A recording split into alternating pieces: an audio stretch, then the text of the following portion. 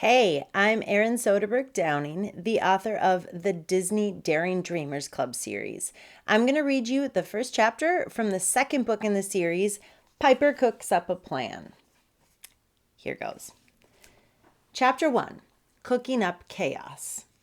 Piper Andelman's experiment was going exactly as planned until the smoke alarm went off. Beep, beep, beep. Piper pressed oven mitts over her ears, trying to block out the awful sound. Nothing to worry about, she hollered, even though her family probably couldn't hear her over the loud beeping. It's just a little smoke, but I'll have it cleared out in a sec.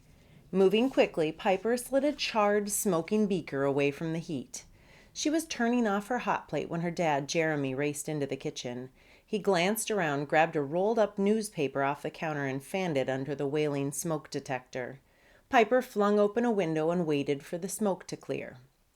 In the midst of all the excitement, Piper's little sister, Finley, bounced around the kitchen, trying to capture everything on video with their dad's phone. Piper's dad dropped the newspaper as soon as the smoke alarm stopped screaming. The silence was a welcome relief.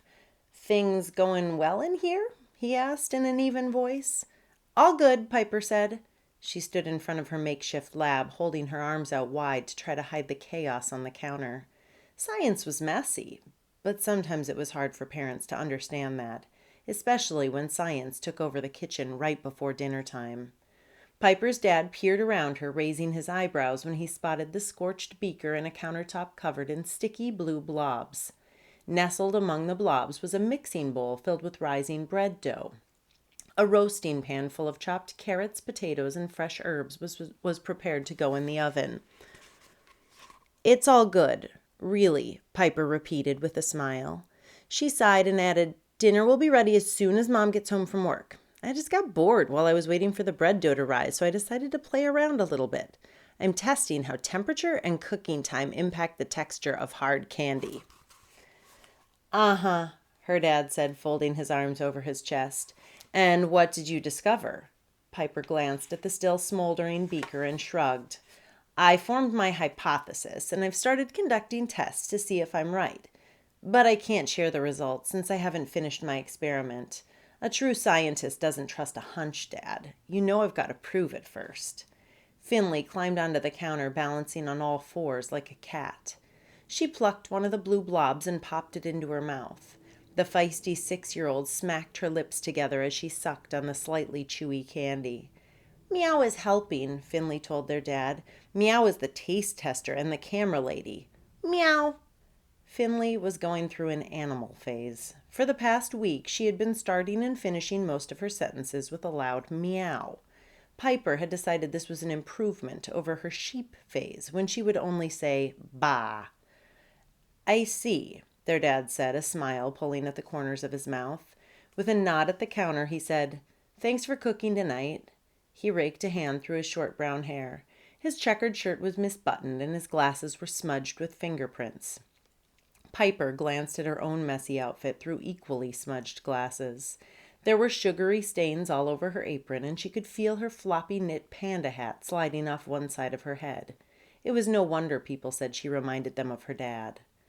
"Have you both finished your homework?" Dad asked. Piper took a deep breath but didn't answer. In Finley's kindergarten world, homework was a daily coloring sheet or alphabet worksheet, fun and games mostly. In 5th grade, homework was the pits. When Piper wasn't using math for science experiments or measuring recipes, she found it a total chore and a bore. Worksheets took the fun out of math, and the word problems they'd been working on for the past month were all so ridiculous. The questions never related to real-world problems, and the answers never made sense if you really thought about them. Piper had tried to point this out, but her teacher, Mr. Mohan, didn't seem to want to hear it. The worst part was it was extra hard for Piper to follow the math when there was so much reading involved. Reading and writing had always been a challenge for Piper because of her dyslexia.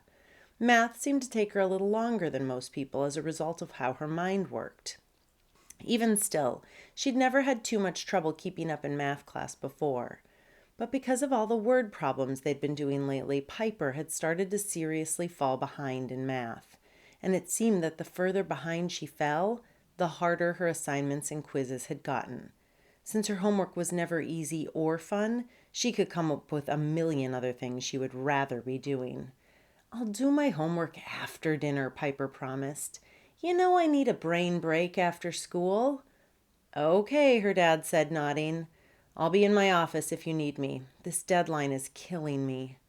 He strolled out of the kitchen, trusting that Piper would clean up after herself. She always did.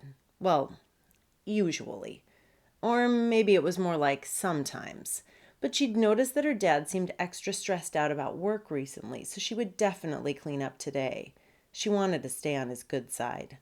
Piper's dad worked from home as a graphic designer, so his office was just a desk in the corner of the living room. Whenever he was working on a big project, Piper offered to make the family dinner. She loved to cook, so this was one of her favorite ways to help out. Piper wasn't the smartest or most athletic Andelman. That title went to her older brother, Dan. Nor was she the cutest or funniest, Finley. So Piper worked hard to try to impress her parents in other ways.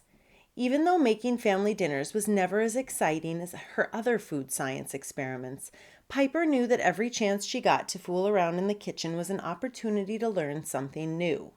She considered herself part scientist, part chef. To Piper, the words kitchen and lab meant the same thing.